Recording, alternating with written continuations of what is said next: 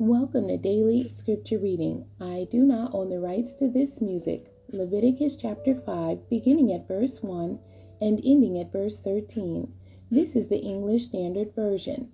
If anyone sins in that he hears a public adjuration to testify, and though he is a witness, whether he has seen or come to know the matter, yet does not speak, he shall bear his iniquity. Or if anyone touches an unclean thing, whether a carcass of an unclean wild animal, or a carcass of unclean livestock, or a carcass of unclean swarming things, and it is hidden from him, and he has become unclean, and he realizes his guilt.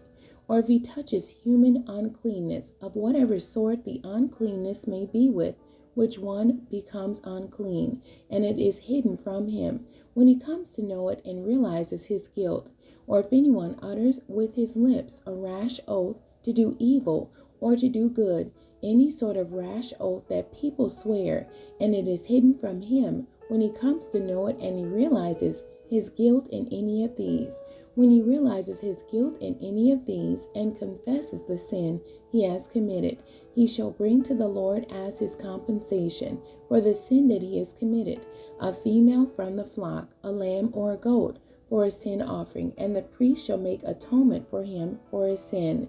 But if he cannot afford a lamb, then he shall bring to the Lord as his compensation for the sin that he has committed 2 turtle doves or 2 pigeons, one for a sin offering and the other for a burnt offering. He shall bring them to the priest, who shall offer first the one for the sin offering.